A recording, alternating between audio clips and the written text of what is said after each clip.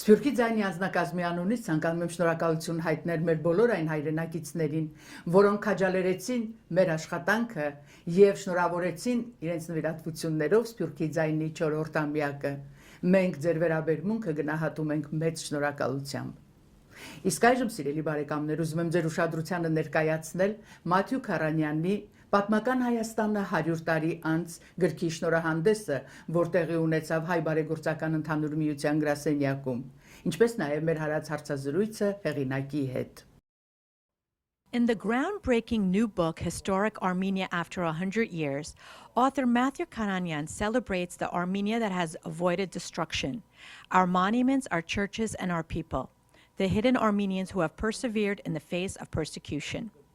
On the occasion of the upcoming release of the book at the AGBU headquarters in New York City, took place a lecture by the author Matthew Karanian, a second-generation Armenian American who has journeyed throughout the lands of Armenia since 1995. He is also the author of the book, The Stone Travel Guide, about Armenia and Karabakh. This new book, Historic Armenia After 100 Years, shines a light on the Western Armenia that defies eradication and leads us on a journey of rediscovery. 100 years after the Armenian genocide, the historic homeland of the Armenians remains unknown to much of the world.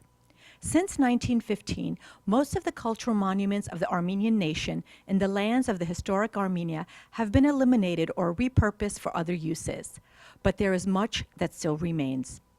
This book guides us to the history and culture of our ancient Armenian homeland. Product of several years of research and photography, the book's 176 pages are illustrated with 125 color maps and photographs, including antique photos from 1 century ago. All of the research, writing, and photography is original and is based upon the author's numerous trips to the historic Armenia. After the lecture, the author held a Q&A with the audience. Voice of Armenians TV New York sat down with Matthew Karanian to talk about his upcoming book, Historic Armenia After 100 Years. Thank you very much for this conversation. Before we speak about the book, tell me a little bit, you were a litigator, you were a lawyer, if I'm correct. I still am. You still are a lawyer, correct. And yet, something called you to this place and something happened there. Tell me what. I was brought up in the Armenian community in Hartford, Connecticut. And my entire education and background and upbringing has been Armenian. So this is not a new thing for me. It's always been part of my life. What I've found, however, is that in recent years, I've made more room for it in my life. When you're younger, when you're going to college, when you're getting your education, oftentimes we think there isn't enough room for Armenia, but I've made room for it. What made you go there? What was that drive that first pulled you there? And what kind of influence it had at you for you to pick up the camera and take this lifelong quest, in essence? I can recall as a child talking with my friends about whether any of us would ever go to Armenia, whether we would ever move to Armenia. And I can remember I must have been about 8 or 9 or 10 years old, and I said, if Armenia ever becomes free, I'm going to move there. And I thought it was a safe thing to say because back then the Soviet Union was in charge, and we didn't think Armenia would ever become free, but it did, and I went. And I worked as a law professor at the American University of Armenia, and that really opened my eyes to what's important in life. And what is important is that we respect and honor our heritage and make it a part of our life. Yes, it's important to be American for a person living here in the U.S., and I'm very proud to be American, but I'm also equally proud, more proud, to be Armenian.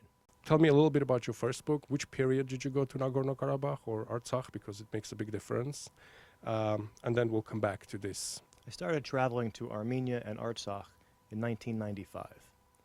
And as the child of survivors of the genocide, I never intended to go to Western Armenia. It was never my intent to go there, but I did go. I did go after having first gone to the Republic of Armenia. I did finally go to Western Armenia. And it was a changing experience for me. And gradually I came to understand that we should not ignore this 90% part of our homeland that is occupied by a foreign country. That it is still our land, it is still our homeland, even if we don't have sovereignty over it. And we should travel there and we should preserve what heritage and history we still have in Western Armenia. And one of the ways I wanted to share that with everyone is not only through my writing, but also through my photography.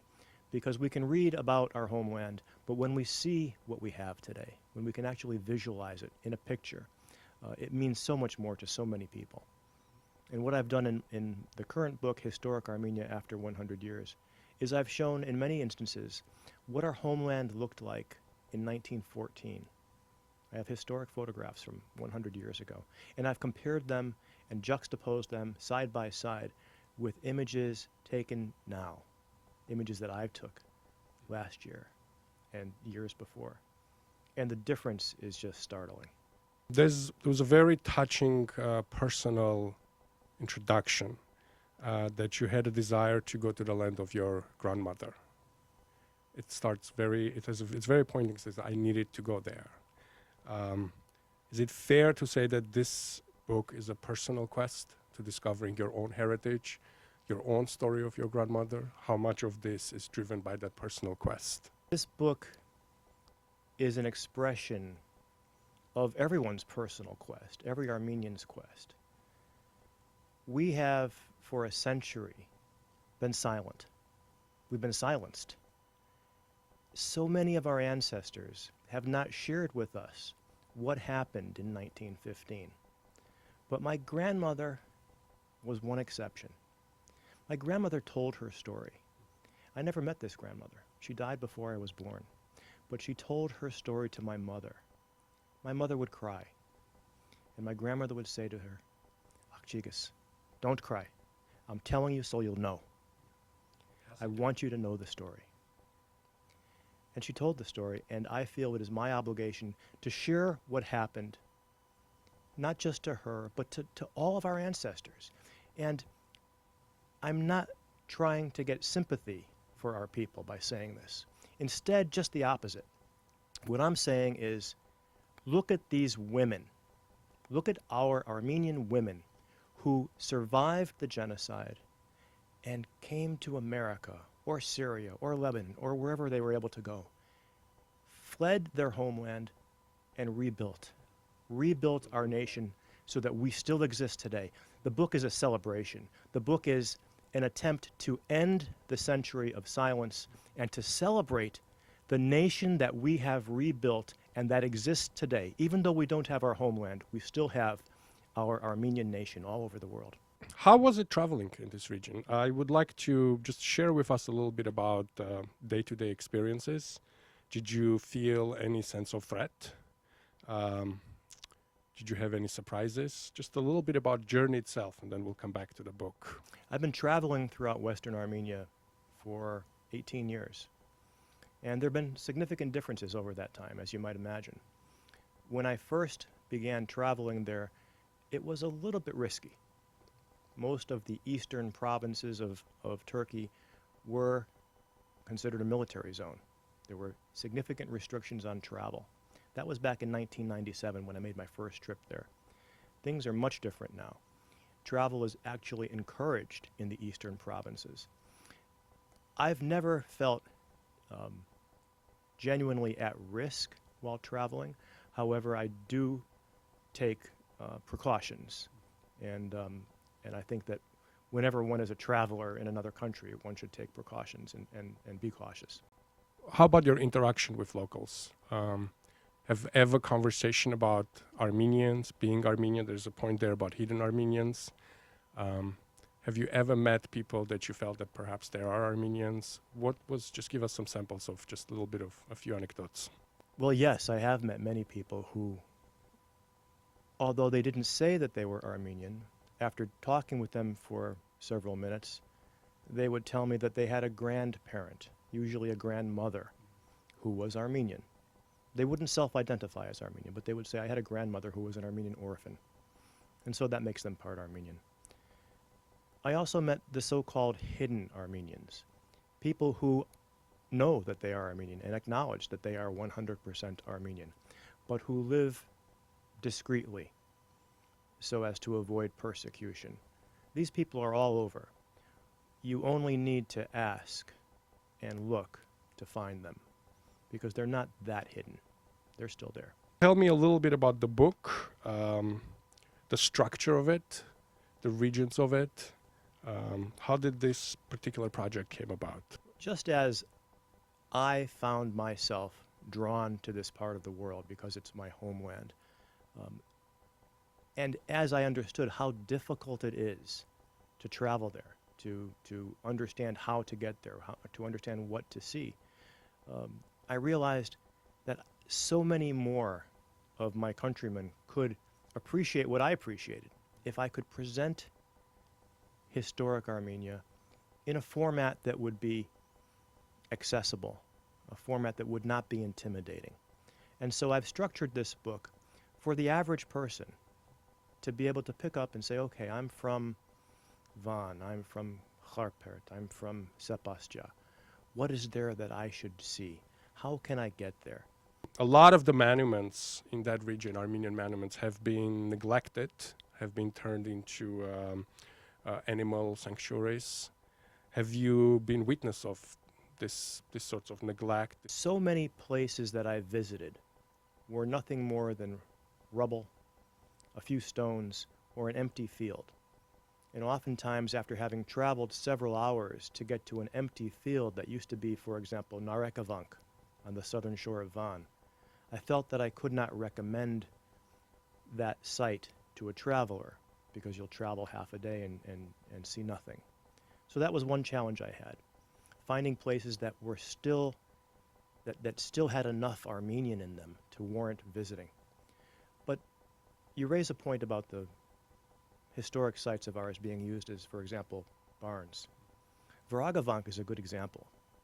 When I first traveled to Varagavank, just outside of the town of Van back in 1997, it was being used as a stable, it was being used as a quarry, and it was being used as a barn.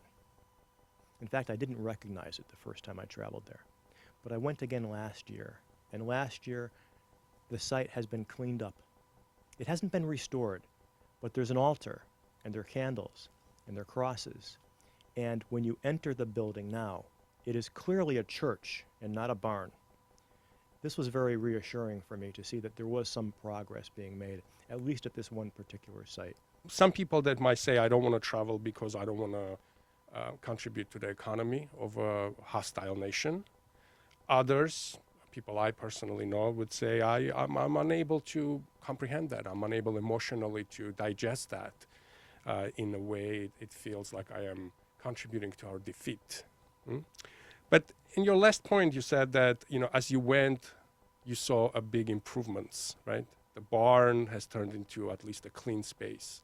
So perhaps if people begin going there, if there's more attention, then there will be more accountability. Just balance these 2 points for me. I am one of those people who was staunchly against traveling to Western Armenia. Until I finally went there in 1997, I affirmatively believed I would never travel to that part of the world. All 4 of my grandparents are from Western Armenia. I know what happened in Western Armenia. Western Armenia is not a tourist destination. It's a graveyard in many ways. It's a graveyard for our ancestors, for tens of thousands, for 1.5 million of our ancestors throughout the entire region.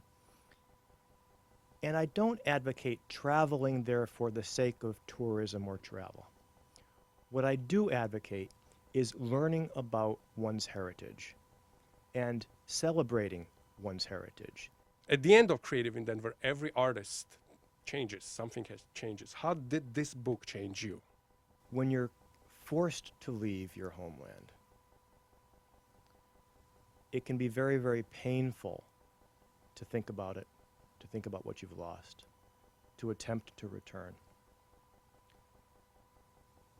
What I have come to appreciate is that if we stay away, now I understand why we Armenians have not gone there for the past 100 years. But I've come to appreciate that if we stay away, we are going to lose everything. We've already lost so much, but there's still some of our homeland there. We'll have nothing. We've already lost so much, and I've documented what has been lost in the past 50 years, in the past 10 years, how much further destruction there has been. And so to follow up on a point that you made earlier, I think that if we Armenians do travel to our homeland, it may have the impact of deterring further destruction for a couple of reasons. First of all, for the rather crass reason, they want to have Armenians come and visit, and they'll make money from us. That, for example, Akhtamar has been cited as for its tourist revenue potential. But the other reason is that if we ignore our homeland, then there's absolutely no deterrent whatsoever to the current custodians destroying it. If we keep going back, that's a deterrent. I was here last year. Let's see what the church looks like next year. As an accountability. I mean, imagine, for example, if you own a home in New York, and you don't visit it for 20 years. Will it still be in good condition when you come back 20 years later? But if you're going there regularly, then perhaps the neighbors won't throw rocks at the windows. Historic Armenia after 100 years in Kars, Ani, and the 6 provinces of Western Armenia. Thank you so much. This was a fascinating conversation. My pleasure.